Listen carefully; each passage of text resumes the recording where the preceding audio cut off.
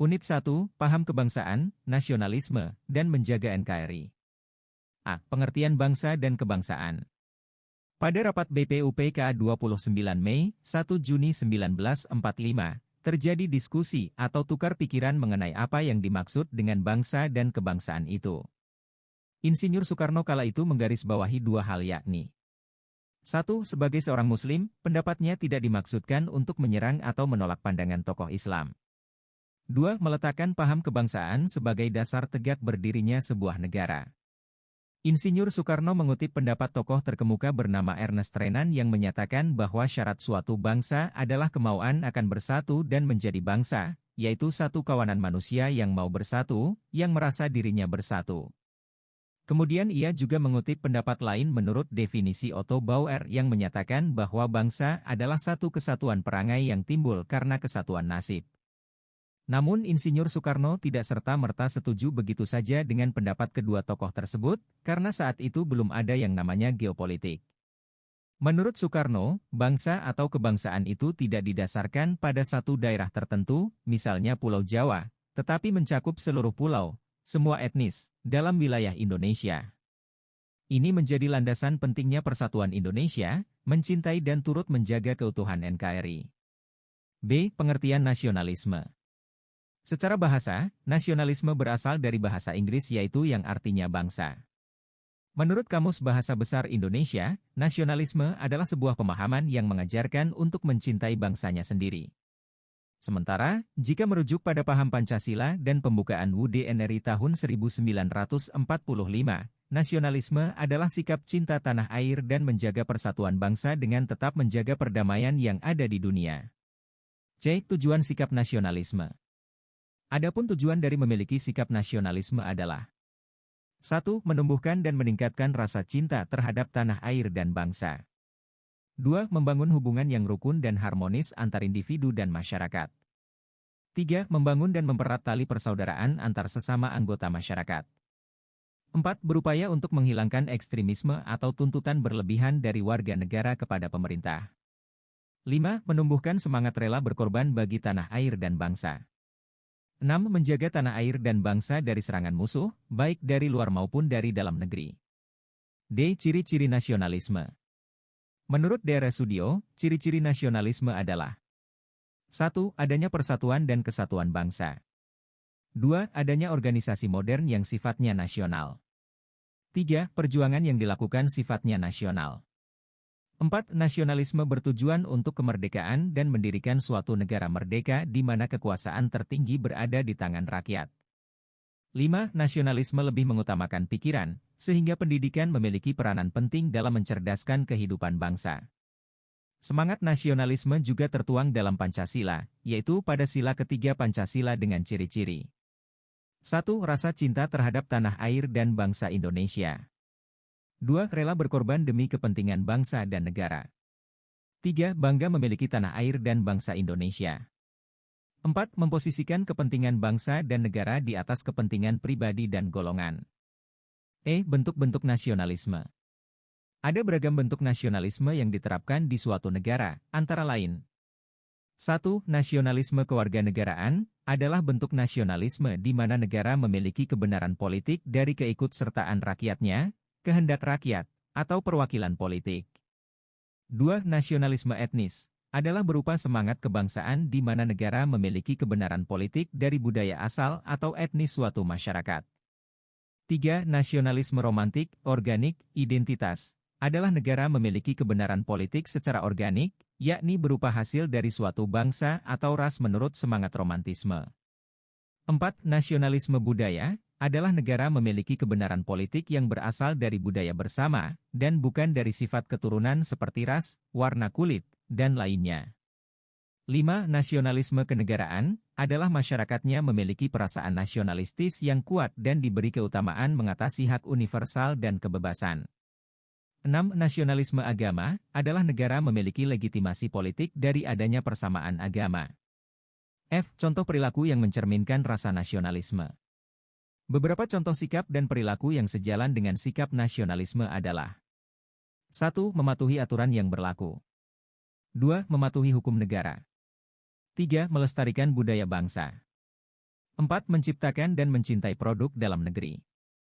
5. Bersedia melakukan aksi nyata membela, mempertahankan, dan memajukan negara. Unit 2, NKRI dan Kedaulatan Wilayah. A. Pengertian NKRI.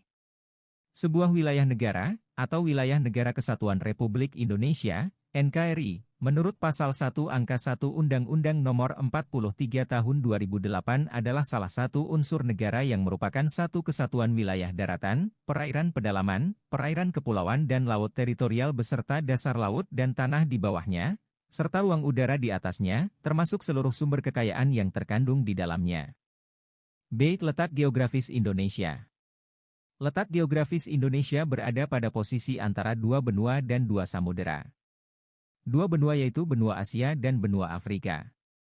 Lalu dua samudera yaitu Samudera Hindia dan Samudera Pasifik. C. Batas wilayah Indonesia dengan negara lain.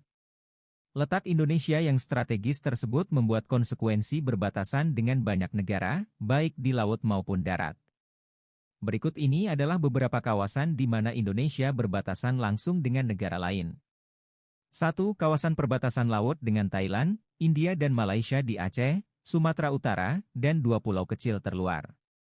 2. Kawasan perbatasan laut dengan Malaysia, Vietnam dan Singapura di Riau, Kepulauan Riau, dan 20 pulau kecil terluar. 3. Kawasan perbatasan darat dengan Malaysia di Kalimantan Barat dan Kalimantan Timur. 4. Kawasan perbatasan laut dengan Malaysia dan Filipina di Kalimantan Timur, Sulawesi Tenggara, Sulawesi Utara, dan 18 pulau kecil terluar. 5. Kawasan perbatasan laut dengan pulau di Maluku Utara, Papua Barat, Papua, dan 8 pulau kecil terluar. 6. Kawasan perbatasan darat dengan Papua Nugini di Papua. 7. Kawasan perbatasan laut dengan Timor Leste dan Australia di Papua, Maluku, dan 20 pulau kecil terluar. 8. Kawasan perbatasan darat dengan Timor Leste di Nusa Tenggara Timur.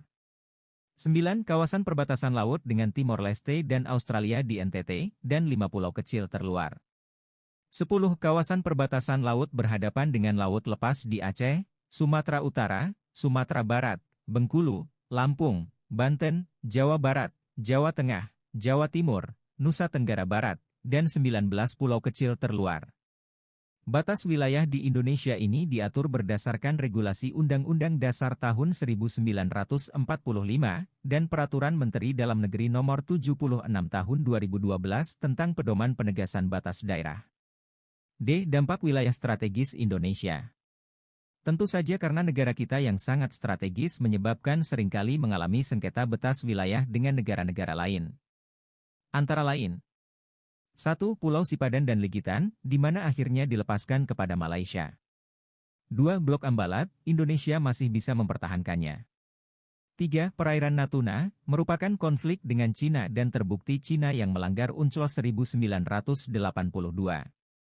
Dan masih banyak lagi sengketa lainnya yang masih menjadi kewaspadaan kita agar tidak ada wilayah Indonesia yang lepas lagi. Unit 3, Sengketa Batas Wilayah antara Indonesia dan Malaysia. Karena wilayah Indonesia banyak yang berbatasan langsung maupun tidak langsung dengan Malaysia, seringkali menimbulkan sengketa.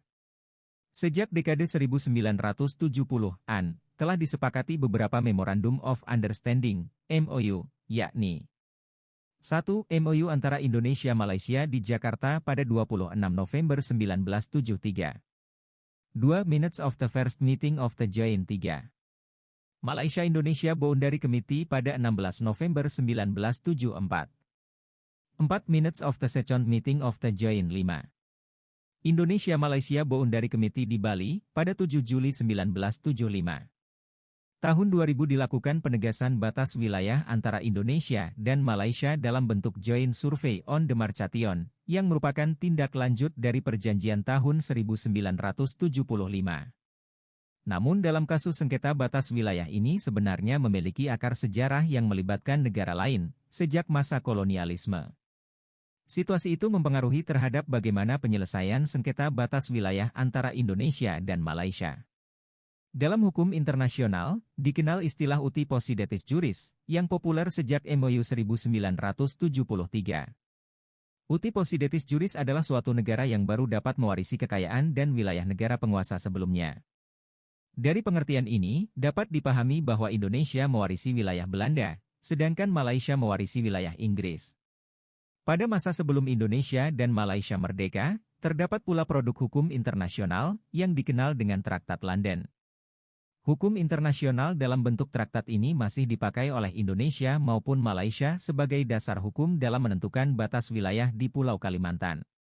Ada pula asas hukum internasional Pakta Tertiis Nek Nocen Nek Prosun, yang menyatakan bahwa suatu perjanjian tidak memberikan hak atau membebani kewajiban kepada pihak yang tidak terikat kepada perjanjian tersebut. Nah, bagi Indonesia ada dasar hukum batas wilayah periode kemerdekaan, yakni berdasarkan 1. Konvensi Belanda-Inggris tahun 1891.